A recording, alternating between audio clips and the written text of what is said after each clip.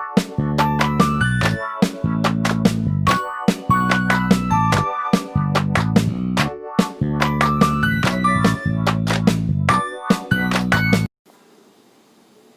Friends, मैं हूं असना फ़ातिमा और आप देख रहे हैं अल्फैज़ एजुकेशन।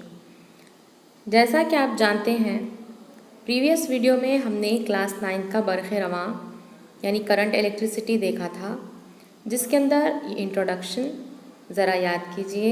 उसी तरीक़े से बरक़ी ख़वा और बरक़ी ख़वा का फ़र्क। इसके बाद हमने देखा था कि बरक़ी ख़वा का फ़र्क क्या होता है और करंट का जो डायरेक्शन है वो किधर होता है।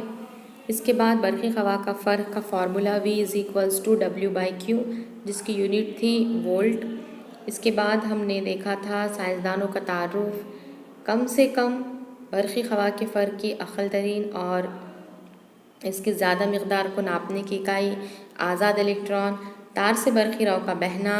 उसी तरीक़े से बरक़ी रव यानी इलेक्ट्रिक करंट का फार्मूला भी देखा था, I = Q/T। I को नापते हैं एम्पियर में, Q यानी चार्ज कूलम, और टाइम को नापते हैं सेकेंड में। इसके बाद हमने मिली एम्पियर और माइक्रो एम्पियर की वैल्यू देखी थी और एक प्रॉब्लम तक हम आ चुके थे। तो यहाँ तक आई होप आप लोगों के जो डाउट्स हैं वो पूरे क्लियर हो चुके होंगे। अगर किसी को कोई डाउट है तो वो जो पार्ट फर्स्ट का वीडियो है उसे देख सकते हैं, जिसकी लिंक डिस्क्रिप्शन बॉक्स में है और ऊपर आई बटन में भी आपको अवेलेबल है। तो आज के वीडियो में हमें देखना है मज़ाहिमत और ओहम का क़ानून। मज़ाहिमत देखने से पहले हम ओहम का क़ानून देख लेते हैं। ओहम का क़ानून, ओहम्स लॉ। जर्मन माहिर तबियात जॉर्ज साइमन ओहम, आप लोगों को यहाँ पर इनकी फ़ोटो नज़र आ रही है। इन्होंने ये क़ानून जो है बयान किया है, जो बरक़ी दौर में मज़ाहिमत महसूब करने के लिए इस्तेमाल किया जाता है। इन्होंने क्या कहा था? सबसे पहले हम जान लें कि ओहम ने कहा है कि मौसिल तार से गुज़रने वाली बरक़ी रव यानी करंट, जिसको हम I से रिप्रेजेंट करते हैं, और बरक़ी ख़वा का फ़र्क यानी कि वोल्टेज, इन दोनों के दरमियान ओहम ने ताल्लुक़ बताया है। किसके दरमियान? करंट के और वोल्टेज I और V के। क्या कहा है? मौसिल की तबई हालत मुस्तकिल हो तो इसमें से गुज़रने वाली बरक़ी रव और इस मौसिल के दोनों सिरों के बरक़ी ख़वा के फ़र्क के रास्त तनासुब में होती है। यानी क्या कहा जा रहा है, हम सिंपल जुमलों में समझें। जैसा कि हम घर में देखते हैं कि अगर करंट जो है वो बढ़ जाए, इसका मतलब वोल्टेज क्या हो गया है? ज़्यादा हो गया। हम घरों में देखते हैं वोल्टेज कम होता है, ज़्यादा होता है, तो इन दोनों का जो है वो रास्त तनासुब में है। देखिए यहाँ पर अगर मौसिल की तबई हालत से मुराद क्या है? लंबाई। किसका? वायर का चल रहा है। वायर की लंबाई, वायर का एरिया, दर्जा हरारत, मादा यानी कि मटेरियल है, उसके तरीक़े से टेम्परेचर है, एरिया है, लेंथ है। अगर किसी मौसिल की वायर की क्या है? कांस्टेंट है, तब उससे गुज़रने वाला करंट यानी कि I वोल्टेज के यानी बरक़ी ख़वा के फ़र्क के रास्त तनासुब में होता है। यहाँ पे देखिए I directly proportional to V। अब I की जगह पर I, प्रोपोर्शनैलिटी साइन हटा दें, उसकी जगह पे मसावी K लिखना है, V की जगह पर V। K क्या ले लिया हमने? मुस्तकिल लिया है। अब I का I = के लेफ़्ट साइड में हम क्या कर दें? K को शिफ्ट कर दें, तो I/K भी लिख सकते हैं हम, या I × 1/K भी लिख सकते हैं, = V। अब I की जगह पर I और 1/K की कीमत होती है R, यानी कि मुस्तकिल को अगर हम उसका क्या है? माकूस ले लें, 1/K ले लें, तो उसकी जगह पे हम R लिखते हैं। तो I का I 1/K की जगह पर R, V की जगह पर V। तो फार्मूला हो गया है V = IR। बहुत ही इम्पॉर्टेंट फार्मूला है। V = IR। वोल्टेज = I यानी करंट, R यानी रेजिस्टेंस, मज़ाहिमत। तो R का यहाँ से फार्मूला क्या हो जाएगा? R = V/I, यानी पोटेंशियल डिफरेंस को, वोल्टेज को अगर करंट से डिवाइड कर दें तो इसे हम मज़ाहिमत कहते हैं। और यही क़ानून जो है वो ओहम का क़ानून कहलाता है। याद रखिए, अगर आपसे किसी ने कहा ओहम का क़ानून, इसकी डेरिवेशन क्या है, आप कहें V = IR। अब यहाँ पे हमें क्या करना है? R किसे कहते हैं और उसकी जो है वो यूनिट हमें निकालनी है। तो सबसे पहले देखिए कि रेजिस्टेंस यानी मज़ाहिमत किसे कहते हैं। मज़ाहिमत का मतलब होता है ऑब्स्ट्रक्शन, रुकावट जिसे हम कहेंगे। कि अगर क्या है कि एक वायर है, एक मौसिल है, और वो मौसिल के अंदर जो है, मौसिल धातु से बना होता है हमें पता है, और धातु के अंदर क्या है, आज़ाद इलेक्ट्रॉन है, एटम्स है, आयंस है। अब ये इलेक्ट्रॉन क्या हो रहे हैं, मौसिल से गुज़र रहे हैं। तो गुज़रते वक्त ये इलेक्ट्रॉन क्या करेंगे, मौसिल की दीवारों पर क्या करेंगे, टकराएंगे। उसी तरीके से एटम से, आयन से क्या हो जाएंगे, वो टकराएंगे। और टकराने के बाद क्या होगा, जो रुकावट पैदा होंगी, इलेक्ट्रॉन के बहाव में क्या होंगी, रुकावट पैदा होंगी। इसे ही मज़ाहिमत कहते हैं। जैसा सिंपली अगर हम समझें कि आप क्या कर रहे हैं, रोड से जा रहे हैं, आप टू व्हीलर पे हैं, और अगर रास्ते में क्या हो गई है, ट्रैफिक आ गई है, तो ये जो ट्रैफिक है वो ट्रैफिक क्या है, एटम्स है, आयंस है, ऐसा समझिए। तो हम आगे इजीली जा सकते हैं क्या, नहीं जा सकते, क्योंकि ये ट्रैफिक की वजह से क्या हो गया है, हमें आगे जाने में रुकावट हो रही है। उसी तरीके से इलेक्ट्रॉन के बहाव में, इलेक्ट्रॉन के फ्लो में जो रुकावट होती है, इसे हम मज़ाहिमत कहते हैं। मज़ाहिमत की एसआई यूनिट हमें निकालना है। सबसे पहले फार्मूला देखिए, रेजिस्टेंस यानी मज़ाहिमत का फार्मूला क्या है, R = V/I। तो रेजिस्टेंस को नापा जाता है ओहम में, उसकी अलामत है यहाँ पर। V यानी पोटेंशियल डिफरेंस, उसकी है वोल्ट, और I यानी कि करंट, करंट को नापा जाएगा एम्पियर में। तो देखिए 1 ओहम मसावी 1 वोल्ट बटे 1 एम्पियर। 1 वोल्ट क्या है, बरक़ी हवा का फ़र्क है।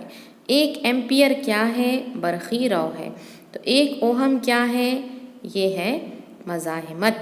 तो मज़ाहिमत 1 ओहम कब होंगी, अगर किसी तार के 2 सिरों में 1 वोल्ट बरक़ी हवा का फ़र्क हो और उस तार से 1 एम्पियर बरक़ी रौ गुज़र रही हो, तो हम कहेंगे कि इस तार की मज़ाहिमत 1 ओहम होती है। याद रखिए मज़ाहिमत की इकाई ओहम है, जिसे जॉर्ज साइमन ओहम के याद में नाम दिया गया है। इसके बाद यहाँ पर आप लोगों को फिर से मज़ाहिमत और मज़ाहमियत के बीच में फ़र्क है। मज़ाहिमत यानी रेजिस्टेंस और मज़ाहमियत यानी रेजिस्टिविटी। जैसा कि ये शक्ल 3.4 जो पहले हम देख चुके हैं कि किसी मौसिल में कसीर तादाद में आज़ाद इलेक्ट्रॉन होते हैं, और ये इलेक्ट्रॉन बेतरतीब हरकत करते हैं, यानी रैंडम मोशन करते हैं, इधर उधर फिरते हैं। लेकिन जैसे ही हम इन्हें क्या कर दें, सेल या बैटरी से लगा दें, तो इलेक्ट्रॉन का बहाव कम बरक़ी हवा वाले सिरे से ज़्यादा बरक़ी हवा वाले सिरे की तरफ होता है। यानी इलेक्ट्रॉन जो है यूनिफॉर्मली बह रहे हैं, इसका मतलब कि इसमें से करंट बह रहा है। मुतहरिक इलेक्ट्रॉन यानी ये जो इलेक्ट्रॉन जो है हरकत में आ गए हैं, और इनका क्या हो रहा है, बहाव हो रहा है। अब ये बहाव जब हो रहा है, तो ये इलेक्ट्रॉन जाते जाते क्या करेंगे, जो मौसिल है इसके जवाहर से या आयन से, है ना, एटम से, आयन से क्या करेंगे, ये कोलाइड होंगे। मुतसादिम होना यानी इनका टकराव होना। इस तसादुम की वजह से इलेक्ट्रॉन के बहाव में क्या आती है, रुकावट आती है। तो करंट के अंदर जो रुकावट आ जाएंगी, इसे हम क्या कहते हैं, मज़ाहिमत कहते हैं। समझ लीजिए, मज़ाहिमत या मज़ाहिमत यानी ऑब्स्ट्रक्शन, रुकावट, अपोजिशन, किस लिए, इलेक्ट्रॉन के बहाव के लिए, जो मौसिल में मज़ाहिमत होती है। अब मज़ाहमियत यानी रेजिस्टिविटी, इसको रो अलामत से ज़ाहिर करते हैं। जैसा कि आपको यहाँ पर दिया गया है, रो मराठी का जो नऊ हम लिखते हैं, उस तरीक़े से आपने इसको बनाना है। मज़ाहमियत, तो इसको देखने से पहले हमें एक डेरिवेशन देखनी होगी। किसी ख़ास दर्जे हरारत पर मौसिल की मज़ाहिमत यानी कि R रेजिस्टेंस उस मादे की लंबाई और अर्ज़ी तराशे के रकबे पर मुनहसर होती है। क्या कहा जा रहा है, अब इसे हम सिंपली जो है वो हमारी रोज़मर्रा लाइफ में जो एग्ज़ाम्पल है उससे समझ लेते हैं। R यानी हमने क्या कहा था, मज़ाहिमत यानी रुकावट। अब आप जो है जा रहे हैं एक रास्ते से, और वहाँ पे हो गया है ट्रैफिक जैम। अब जब ट्रैफिक हो गया है, तो अगर रोड जो है जितना ज़्यादा लंबा होगा, लेंथ जितनी ज़्यादा होंगी उतनी ज़्यादा हमको रुकावट होंगी कि तमाम गाड़ियों को निकलने के लिए क्या हो जाएगा, टाइम लगेगा। तो हम ये कहेंगे कि अगर लंबा रोड है इसका मतलब क्या होगा, मज़ाहमत ज़्यादा होंगी।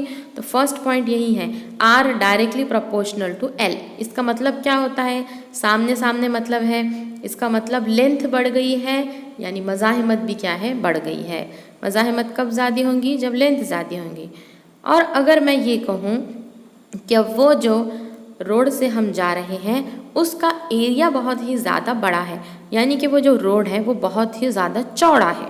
उसका एरिया कैसा है, क्रॉस सेक्शनल एरिया अर्ज़ी तराशी का रकबा ज़्यादा है, तो इतनी ज़्यादा हमको प्रॉब्लम नहीं होगी। एरिया ज़्यादा है तो गाड़ी जो है वो ईज़िली क्या हो जाएंगी, निकल जाएंगी। इसका मतलब ये है एरिया ज़्यादा हो जाएगा तो रुकावट कम हो जाएंगी, यानी इन दोनों का एक दूसरे से इन्वर्स ताल्लुक़ है, माकूस ताल्लुक़ है। तो हम कैसे लिखेंगे, are inversely proportional to 1/a। इसका मतलब ये हुआ कि एक बढ़ गया तो एक कम होगा, ए बढ़ गया तो आर कम होगा, आर बढ़ गया तो ए कम होगा। अब ये दोनों इक्वेशन आप लोगों को समझ आ चुके होंगे। अब दोनों इक्वेशन को हम मिला के कैसे लिखेंगे, आर के सामने क्या है, एल है, R directly proportional to L, inverse में क्या है, ए है, R inversely proportional to A. R की जगह पर आर, प्रोपोर्शनैलिटी साइन हटा दीजिए, इज इक्वल टू रो लिखना है एल अपॉन ए। बहुत ही इंपॉर्टेंट फॉर्मूला है, R is equals to rho L upon A. अब हमें पता है आर यानी क्या है, मज़ाहमत, रेजिस्टेंस, रो यानी क्या है, मज़ाहमियत। यहाँ पर थोड़ा करेक्शन कर लें आप, यहाँ रो तनासुब का मुस्तकिल है, इसे मौसिल मादे की मज़ाहमियत कहते हैं। मज़ाहमियत यानी रेजिस्टिविटी, एल यानी लंबाई, ए यानी एरिया। अब इसकी इकाई हमें निकालना है, तो इसकी इकाई कैसे निकालेंगे, अब हम बता देते हैं, इसकी इकाई होंगी ओहम मीटर। तो कैसे निकालना है चलिए देखते हैं। यहाँ पर आपको कहा गया है किताब में, साबित कीजिए कि एसआई निज़ाम में मज़ाहमियत की इकाई ओहम मीटर है। तो कैसे होंगी देखिए, अभी हमने देखा R directly proportional to L, R inversely proportional to A, मिलाकर लिखेंगे R directly proportional to L upon A, R is equals to rho L upon A. अब मैं यहाँ पर रो का फार्मूला लिख लेती हूँ। तो रो का फार्मूला क्या हो गया है, आर ए को क्रॉस मल्टीप्लाई करेंगे तो आर ए, और एल का आ जाएगा इसके इन्वर्स में, तो रो का फार्मूला हो जाएगा R A upon L. R को काय में नापते हैं हम, ओहम में, एरिया को काय में नापते हैं हम, मीटर स्क्वायर में, है ना, रकबे को मीटर स्क्वायर, मीटर की दूसरी, लंबाई काय में नापेंगे, मीटर, एक मीटर क्या हो गया, कैंसिल हो गया, तो रो की इकाई क्या हो गई है, ओहम मीटर हो गई है। अब यहाँ पर आपको कुछ मादों की मज़ाहमियत दी गई है, तांबा है, नाइक्रोम है, हीरा है, तो आप ये मज़ाहमियतें भी याद रखें। इसके बाद हमें बरक़ी दौर यानी इलेक्ट्रिक सर्किट दिया गया है। अब यहाँ पर हमें क्या क्या नज़र आ रहा है, बैटरी है। हम बैटरी कैसे पहचानते हैं, बैटरी के अंदर एक पॉजिटिव टर्मिनल, एक निगेटिव टर्मिनल है। बैटरी के दो सिरों के दरमियान का मौसिल तार और दूसरे मज़ाहिम, इनमें बहने वाली मुसलसल बरक़ी रौ को बरक़ी दौर कहते हैं। तो देखिए बैटरी के दो सिरों पॉजिटिव और निगेटिव के दरमियान क्या क्या नज़र आ रहा है, हमें मौसिल तार नज़र आ रहा है, एमीटर है, मज़ाहिम है, वोल्ट मीटर है, उसकी तरीक़े से की है। तो ये पूरा यहाँ से जो हम लोगों को डायग्राम नज़र आ रहा है, इस डायग्राम में क्या हो रही है, मुसलसल कंटिन्यूअस करंट क्या हो रहा है, बह रहा है, और यही शक्ल क्या कहलाती है, बरक़ी दौर कहलाती है। और इनके अज्जा क्या है, एक दूसरे से किस तरह जुड़े हैं, तो यहाँ पर हमें बरक़ी दौर का खाका नज़र आ रहा है। बरक़ी अलामतों के इस्तेमाल से बनाई हुई बरक़ी दौर की शक्ल जो ये ज़ाहिर करती है कि इसके अज्जा आपस में किस तरह जुड़े हैं, ये बरक़ी दौर का खाका कहलाती है। अब हमेशा हमें एक बात याद रखनी है कि बरक़ी रौ की पैमाइश के लिए यानी करंट को नापने के लिए एमीटर का इस्तेमाल करते हैं, और बरक़ी ख़वा का फ़र्क यानी वोल्टेज को नापने के लिए हम वोल्ट मीटर का इस्तेमाल करते हैं। क्या कहा गया है, करंट को नापने के लिए, करंट की पैमाइश के लिए हम एमीटर का इस्तेमाल करते हैं, और पोटेंशियल डिफरेंस वोल्टेज को नापने के लिए हम वोल्ट मीटर का इस्तेमाल करते हैं। वोल्ट मीटर की मज़ाहिमत बहुत ज़्यादा होने की वजह से इनमें बहने वाली बरक़ी रौ बहुत ही कम होती है। उसी तरीके से याद रखना है कि बरक़ी दौर में जो एमीटर होता है वो हमेशा मुसलसल जोड़ में जोड़ा जाता है और वोल्ट मीटर हमेशा मुतवाज़ी जोड़ में जोड़ा जाता है। इसके बाद यहाँ पे हम लोगों को अलामतें, जो बरक़ी दौर के खाके में इस्तेमाल होने वाली अलामतें हैं और उनके इस्तेमाल है, बहुत ही ज़्यादा इम्पॉर्टेंट है। आप एक एक चीज़ जो है वो अच्छे से समझिए और याद करें। बरक़ी खाना, यहाँ पर हमें शक्ल में क्या नज़र आ रहा है? बरक़ी खाना यानी हम सेल जिसे कहते हैं, सेल आप लोगों ने देखा होगा। तो यहाँ पर इसकी अलामत है पॉजिटिव निगेटिव टर्मिनल। ये बरक़ी ख़वा का फ़र्क मुहैया करता है। अब जब हम सेल को सेल लगा देंगे तो बन जाएंगी बैटरी। बैटरी क्या होती है? सेल का मजमुआ। तो ये क्या करेगी? एक बरक़ी खाना, एक सेल जो था वो बरक़ी ख़वा का फ़र्क मुहैया कर रहा था। सेल का मजमुआ क्या करेगा? ये ज़्यादा बरक़ी ख़वा का फ़र्क यानी ज़्यादा वोल्टेज देगा। कुंजी खुला स्विच है तो क्या होगा? इसका मतलब कि मौसिल के दो सिरों के दरमियान के ताल्लुक़ को ख़त्म करके बरक़ी रौ के बहाव को बंद करना। अगर कुंजी खुली है इसका मतलब करंट नहीं बह रहा है, कुंजी बंद है यानी करंट बह रहा है। मौसिल तार का जोड़ किस लिए है? मुख्तलिफ अज्जा को बरक़ी रौ में जोड़ना। क्रॉसिंग यानी तारों का उबूर करना, यानी क्या है?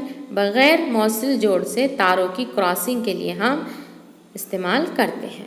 उसके बाद है बरक़ी बल्ब। बल्ब ऑन है इसका मतलब करंट बह रहा है, बल्ब ऑफ है इसका मतलब बरक़ी रौ का बहाव बंद है।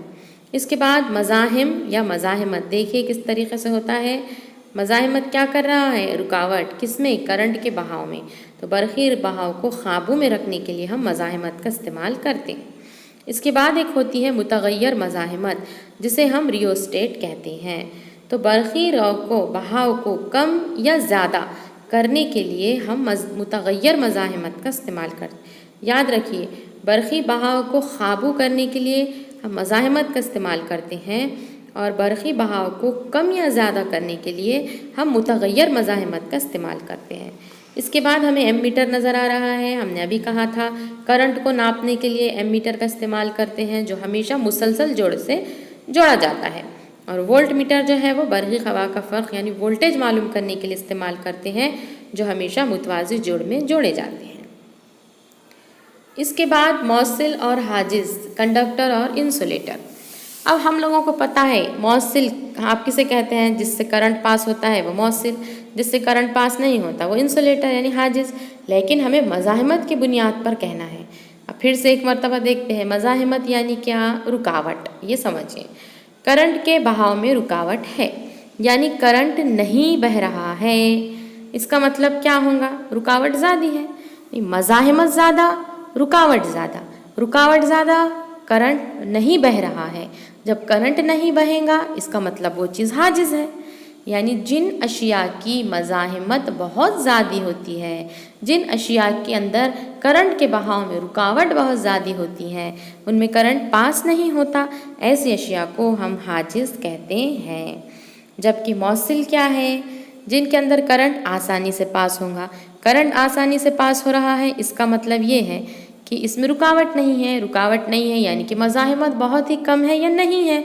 इन्हें हम क्या कहते हैं? मौसिल। मौसिल में बरक़ी रौ बआसानी गुज़र सकती है। याद रखिए, मौसिल यानी जिनकी मज़ाहिमत बहुत ही कम है और हाजिज़ यानी जिनकी मज़ाहिमत बहुत ही ज़्यादा है। इसके बाद मज़ाहिमों का निज़ाम और इनकी असर अंगेज़ मज़ाहिमत। अब मज़ाहिमतों को हमें मुसलसिल और मुतवाज़ी जोड़ में जोड़ना है। बहुत ही इम्पॉर्टेंट बिट है ये, डेरिवेशन। अब यहाँ पर फिगर में देखिए, मज़ाहिम मुसलसल जोड़ में R1, R2, R3 तीन मज़ाहिम के सिरे एक के बाद एक जोड़े गए। ऊपर नीचे इस तरीके से जब हमें वेव की शक्ल में नज़र आ रहा है, इसे हम मज़ाहिमत कहते हैं। तीन मज़ाहिम एक के बाद एक जोड़े गए हैं, सीरीज़ में मुसलसिल जोड़े गए हैं। ऐसा जोड़ क्या कहलाता है? मुसलसिल जोड़। अब याद रखें कि ये बैटरी से यानी कि जो सेल यहाँ पर ई जो हमें नज़र आ रहा है, इससे मज़ाहिमत जोड़ दिए गए हैं। तो यहाँ पर सीरीज़ में करंट कैसा होगा? सबके अंदर सेम होगा। सबके अंदर यकसा बरक़ी रौ क्या होती है? बहती है। यानी R1 में से भी I करंट जाएगा, R2 से भी I जाएगा, R3 से भी I। इसका मतलब अगर कभी ये बैटरी जो है या जो सेल है ये अगर 100 एम्पियर करंट दे रही है तो R1 से भी 100, R2 से भी 100 और R3 से भी 100, ये याद रखें। लेकिन इनके दरमियान वोल्टेज जो होगा वो क्या होगा, डिफरेंट होगा। इन दोनों सिरों के दरमियान बरक़ी हवा का फ़र्क होगा, वोल्टेज सबके अंदर क्या हो जाएगा, अलग अलग होगा। तो अब हमें क्या करना है, वोल्टेज डिफरेंट है तो तमाम वोल्टेज की हमें एडिशन करनी है। V is equal to V1 plus V2 plus V3, मसावात नंबर 1। अब यहाँ पे देखिए कि तमाम मुसलसिल जोड़ में जोड़े गए हैं, यानी कि सीरीज़ में हैं। सीरीज़ के लिए हम S का इस्तेमाल करेंगे, तो रेजिस्टेंस सीरीज़ में क्या हो जाएगा, RS, यानी मजमुई मज़ाहिमत जो हो जाएंगी वो RS। अब मसावत 1 आप लोगों को समझ आ चुकी है कि जो यहाँ पर अलग होगा, जिसके अंदर डिफरेंस होगा वो लेना है। V equal to V1 plus V2 plus V3। Ohm का कानून आप लोगों को पता है, Ohm V is equals to IR, अभी हो चुका है V is equals to IR। तो V1 क्या हो जाएगा, IR1, V2 क्या हो जाएगा, IR2, V3 क्या हो जाएगा, IR3। तो इन सब की कीमतें मसावत 1 में रखें।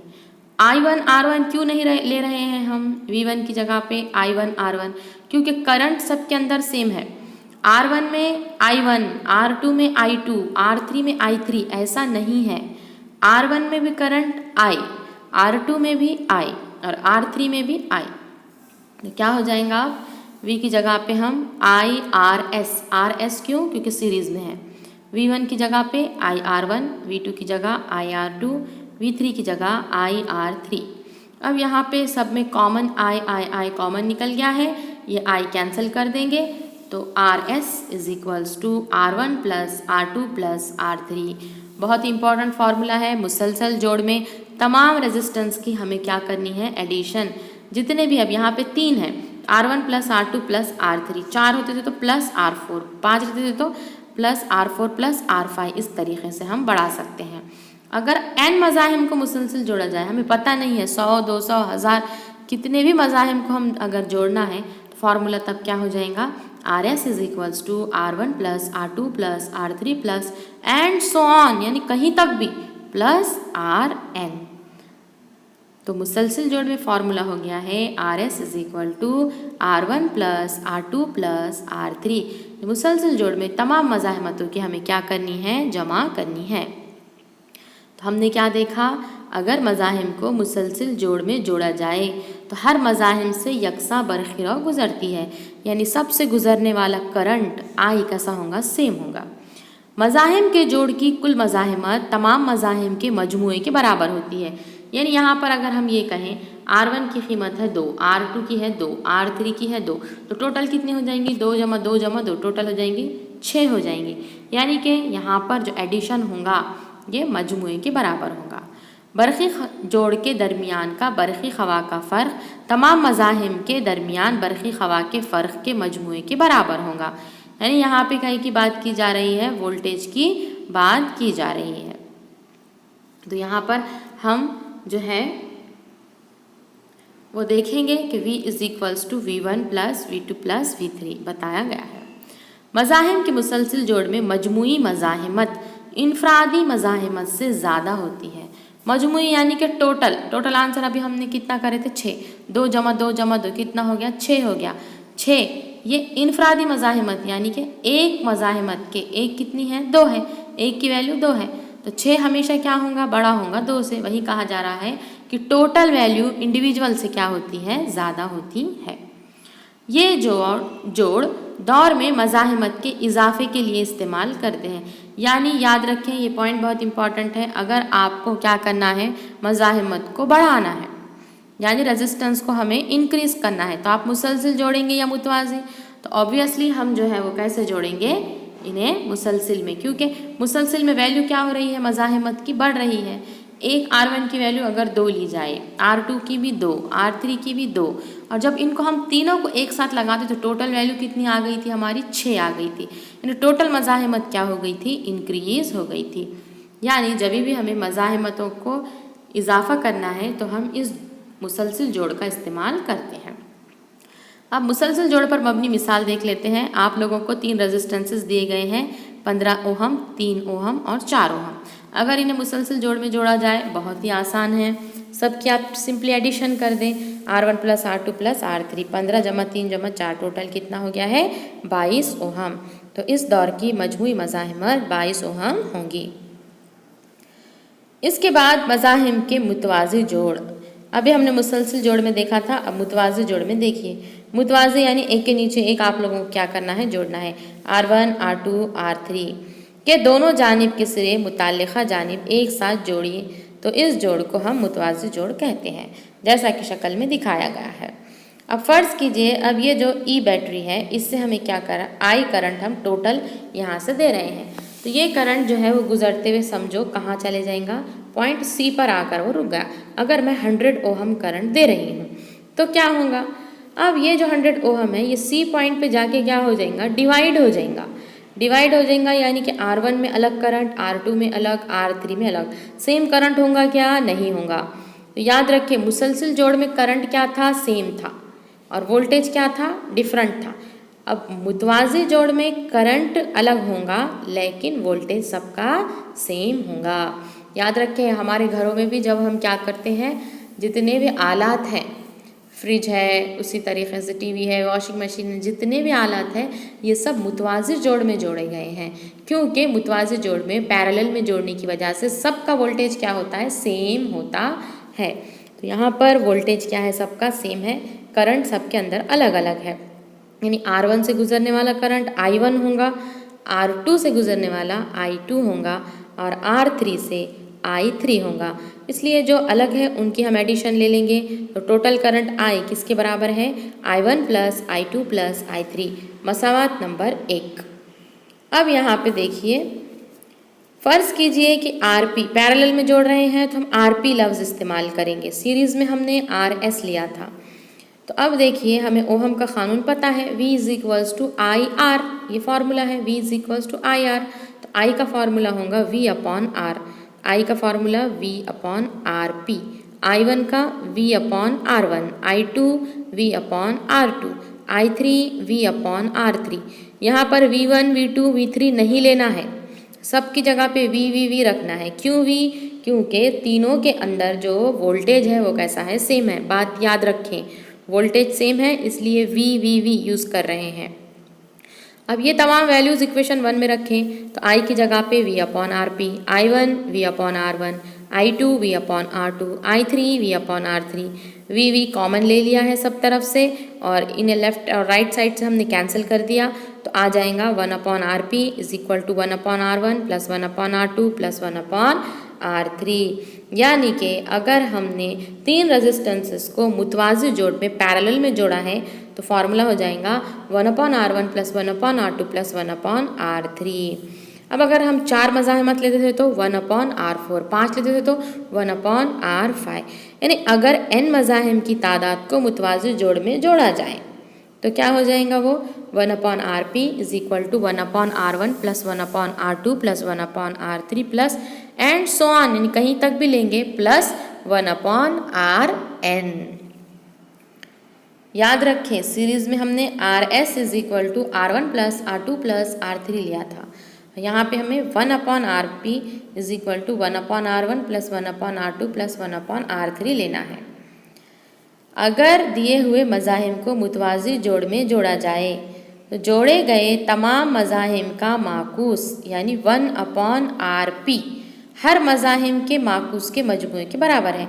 यहाँ पे हम देख सकते हैं हर मज़ाहिम यानी R1, उसका माकूस यानी 1 अपॉन R1, दूसरे का 1 अपॉन R2, तीसरे का 1 अपॉन R3, इनके माकूस के बराबर है। हर मज़ाहिम से गुज़रने वाली बरक़ी रौ मज़ाहिमत के माकूस तनासुब में होती है। यानी हम I और R का रिलेशन देख सकते हैं, फार्मूले में देखिए I is equal to V upon RP, यहाँ पे जो दिया गया है I यानी करंट, R यानी रेजिस्टेंस यानी मज़ाहिमत, दोनों एक दूसरे के कैसे हैं, माकूस है। यानी मज़ाहिमत बढ़ेंगी तो करंट कम होगा, अभी कहा गया था रुकावट बढ़ गई करंट कम होगा। हर मज़ाहिम के दरमियान बरक़ी ख़वा के सिरे का फ़र्क यानी वोल्टेज कैसा होता है, यकसा होता है। याद रखिए मुतवाज़ी जोड़ में वोल्टेज क्या है, यकसा होता है। मुतवाज़िन जोड़ में मजमूई मज़ाहिमत इनफरादी मज़ाहिमत से कम होती है, यानी जो टोटल 1/RP जो आंसर हमें आएगा वो 1/R1 से भी क्या होगा, कम होगा। यानी टोटल वैल्यू एक वैल्यू से भी क्या होगी, कम होगी। आगे के प्रॉब्लम में मैं ऐसे समझाती हूँ। दौर में मज़ाहिमत कम करने के लिए इस जोड़ का इस्तेमाल करते हैं, यानी जब भी हमें मज़ाहिमत को, रुकावट को कम करना है तो हम मुतवाज़िन जोड़ का इस्तेमाल करते हैं। अब चलिए एक इसकी मिसाल देख लेते हैं। यहाँ पर आप लोगों को 3 रेजिस्टेंसेस दिए गए हैं। पहला है 15, दूसरा है 20 और तीसरा है 10। अब ये मुतवाज़िन जोड़ में जोड़े गए हैं तो हमें इसे हल करना है। फॉर्मूला मुतवाज़िन जोड़ का 1/RP = 1/R1 + 1/R2 + 1/R3। 1/R1 15, 20 और 10। इनका हम LCM निकालेंगे, इसे सॉल्व करेंगे तो आंसर आ जाएगा हमारा 1/RP 13/60। लेकिन हमें RP मालूम करना है। ये तो 1/RP है, माकूस है ये, लेकिन हमें RP मालूम करना है तो हम इसका पूरा रिवर्स ले लेंगे तो क्या हो जाएगा 60/13। तो हम इसे तकसीम करेंगे तो जवाब आ जाएगा 4.615 ओहम। अब यहाँ पे देखिए जो टोटल आंसर जो हमारा फाइनल आंसर आया है वो है 4.615। ये वैल्यू हर एक मज़ाहिमत से कम है कि नहीं है। पहली मज़ाहिमत है 15, 15 से कम है 4.6, 20 से कम है, 10 से कम है। तो यही जो प्रीवियस पॉइंट यहाँ पे चौथा था कि मुतवाज़िन जोड़ में मजमूई मज़ाहिमत कितनी आ गई है यहाँ पे जवाब 4.615। इनफरादी मज़ाहिमत से कम है, इनफरादी यानी कि सिंगल जो वैल्यू है 15 से कम है, 20 से भी कम है, 10 से भी कम है। यानी टोटल आंसर जो है वो इनफरादी मज़ाहिमत से क्या आता है, कम आता है। प्रीवियस जो हमने देखा था यहाँ पर जब हम सीरीज़ की बात करते हैं, सीरीज़ के अंदर जो टोटल आंसर हमारा आया था कितना आया था यहाँ पर 22 ओहम। ये हर एक इनफरादी मज़ाहिमत से कैसा था, ज़्यादा। 22 जो है 15 से ज़्यादा है, 3 से ज़्यादा है, 4 से ज़्यादा है। तो याद रखें कि मजमूई मज़ाहिमत ज़्यादा हमें अगर करनी है तो मुसलसल जोड़ में जोड़ें, और अगर हमें मज़ाहिमत को क्या करना है, कम करना है तो हमें मुतवाज़िन जोड़ में जोड़ना होगा। तो यहाँ पर इस तरीके से प्रॉब्लम हो गया है। अब है घरेलू बरक़ी आलात का जोड़। हमारे घरों में हम बरक़ी तवानाई बर्क़ रसानी के तार मेन सप्लाई से हासिल करते हैं। यानी हम देखते हैं कि हमारे पास जो इलेक्ट्रिसिटी आ रही है वो खंबे से, लाइट से हमें आती है, या तो जो तार है वो ज़मीन के नीचे से आते हैं या बिजली के खंभों से पहुँचते हैं। तो तार जो है यहाँ पे एक बारदार लाइव तार और दूसरा न्यूट्रल मोतदिल होता है। आमतौर पर जो बारदार तार है वो लाल रंग का हाजिज उस पर लगा होता है, और जो न्यूट्रल होता है वो सियाह रंग का यानी कि ब्लैक रंग की उसके ऊपर कोटिंग होती है। हिंदुस्तान में इन दो तारों के दरमियान बरक़ी ख़वा का फ़र्क 220 वोल्ट होता है। यानी जो बारदार तार है और जो मोतदिल तार है उनके दरमियान वोल्टेज का फ़र्क 220 वोल्ट है। ये दोनों तार मीटर बोर्ड पर लगे मेन फ्यूज़ से गुजर कर घर तक पहुँचते हैं। मेन स्विच के ज़रिए ये तार घर की लाइन की तारों से जोड़े जाते हैं और इस तरीके से हर घर में बिजली मुहैया की जाती है। हर आज़ाद बरक़ी दौर में बारदार तार और मोतदिल तार के दरमियान मुख्तलिफ घरेलू बरक़ी आलात को जोड़ा जाता है। यानी जितने भी हमारे घर के आलात हैं वो किसके दरमियान में जोड़े जाएंगे, बारदार और मोतदिल तार के दरमियान। हर बरक़ी आले के दरमियान यकसा बरक़ी ख़वा का फ़र्क होता है, यानी वोल्टेज सेम है। अब वोल्टेज कब सेम रहेगा, अभी हमने देखा जब हम मुतवाज़िन जोड़ में जोड़ते हैं, यानी तमाम आलात को हम मुतवाज़िन जोड़ में जोड़ते हैं, जिसकी वजह से जितने भी घर के आलात हैं, जितने भी गैजेट्स मौजूद हैं उनके अंदर वोल्टेज सेम होगा। इसके अलावा एक तीसरा वायर होता है जिसे हम अर्थिंग तार कहते हैं। इसके ऊपर पीले रंग का हाजिज होता है, और जो अर्थिंग की जाती है वो घर के नज़दीक ज़मीन में धाती पट्टी के साथ इस तार को जोड़ते हैं। और अर्थिंग किस लिए की जाती है कि हमारे पास जो भी आलात है वो मेटल से बने हैं। सपोज़ है फ्रिज है, उस तरीके से हम टीवी है और दूसरे भी आलात है, गीज़र हो गया है, हीटर है, तो ये तमाम आलात जो है ये मेटल से बने हुए होते हैं और इसमें करंट की वजह से क्या होगा, हमें शॉक नहीं लगना, इसलिए अर्थिंग की जाती है। अगर ज़्यादा करंट आता है तो वो ज़मीन के अंदर क्या हो जाता है, जज्ब हो जाता है। यानी हिफाजत के लिए हम घरेलू बरक़ी आलात की हिफाजत के लिए हम अर्थिंग तार का इस्तेमाल करते हैं। इसके बाद यहाँ पे फ्यूज़ तार है। बरक़ी आलात को नुकसान से बचाने के लिए फ्यूज़ तार का इस्तेमाल किया जाता है। यहाँ पे आप लोगों को नज़र आ रहे हैं, ये तार मखसूस नुक़्ते इमारत की एक मखलूत धात से बना होता है और इसे बरक़ी आलात के साथ मुसलसल जोड़ में जोड़ते हैं। अगर बरक़ी दौर में किसी वजह से ज़्यादा बरक़ी रव का बहाव हो जाए तो इस तार का दर्जे हरारत बढ़ने की वजह से वो पिघल जाता है और बरक़ी दौर खुल जाता है और बरक़ी रव का बहाव बंद हो जाता है। यानी फ्यूज़ का काम क्या है कि देखिए हमारे आलात के साथ ये कैसा मुसलसल जोड़ में जोड़ा गया है। यानी सबसे पहले अगर करंट आ रहा है तो वो फ्यूज़ से गुजर कर फिर क्या होगा, हमारे आलात तक पहुँचेगा। अगर सपोज़ हमें 2 एम्पियर करंट की ज़रूरत है, हमारे आलात को 2 एम्पियर की ज़रूरत है और अगर 4 एम्पियर करंट क्या हो रहा है, गुजर रहा है, तो सबसे पहले जो फ्यूज़ तार है वो क्या हो जाएगा, वो 4 एम्पियर की वजह से वो फ्यूज़ जो है वो पिघल जाएगा। फ्यूज़ के पिघलने की वजह से क्या होगा, यहाँ पर जो करंट का फ्लो है वो क्या हो जाएगा, रुक जाएगा, करंट बहना बंद हो जाएंगी और इस तरीके से वो 4 एम्पियर करंट हमारे आलात को नहीं पहुँच पाएगा और इस तरीके से हमारे आलात महफूज रहेंगे। यानी इसका मतलब ये है कि फ्यूज़ भी बरक़ी आलात को महफूज रखने के लिए इस्तेमाल किया जाता है। ये तार पोर्सिलीन जैसी मज़ाहमती शय से बने हुए एक खाने में लगाया जाता है। घरेलू आलात के लिए हम 1 एम्पियर, 2 एम्पियर, 3, 4, 5 और 10 एम्पियर तक के फ्यूज़ का इस्तेमाल करते हैं। 10th क्लास में आप लोगों को इसकी पूरी डिटेल दी गई है। अब बिजली का इस्तेमाल करते वक्त बरती जाने वाली एहतियातें कौन सी है? घरों की दीवारों पर लगाए हुए स्विच या सॉकेट को ऊंचाई पर लगाना चाहिए ताकि बच्चों का हाथ इस तक ना पहुंच सके और बच्चे इसमें कील या पिन वगैरह ना डाल सके। प्लग को सॉकेट से निकालने के लिए प्लग को ही पकड़ना चाहिए, तार पकड़कर नहीं खींचना चाहिए। अब आजकल हम देख रहे हैं कि लोग क्या कर रहे हैं अपनी सहूलत के लिए, जहाँ पर बेडरूम है तो बेड के बिल्कुल क़रीब में ही क्या कर रहे हैं, लोग स्विच सॉकेट को क्या करें वहीं पर लगा रहे हैं कि ईज़िली वहाँ से बटन ऑन ऑफ कर सकते हैं। लेकिन ऐसा नहीं करना चाहिए। ये स्विच है, सॉकेट है, इनको ऊंचाई पर लगाना चाहिए ताकि बच्चों के हाथ वहाँ तक ना पहुँच सके। उसी तरीके से बच्चे जो है वो क्या करते हैं, बोर्ड के अंदर पिन डालते हैं, कीला डालते हैं, तो ये वो ना डाल सके।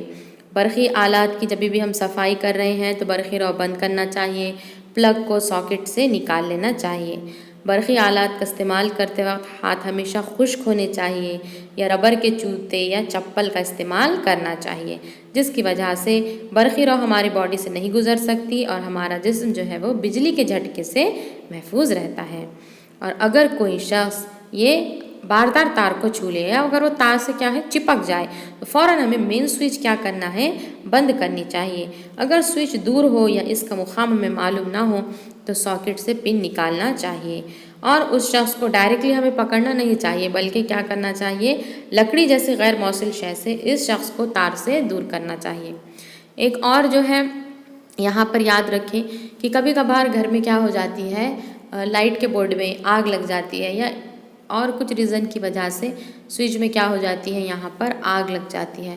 तो क्या करते हैं लोग, गलती से इसमें पानी का इस्तेमाल करते हैं। तो ऐसा नहीं करना चाहिए, बल्कि जो सूखी मिट्टी होती है, रेत होती है, वो लाकर उस पर डालना चाहिए। तो इस तरीके से बिजली का इस्तेमाल करते वक्त के बरती जाने वाली एहतियाती तदाबीर थी।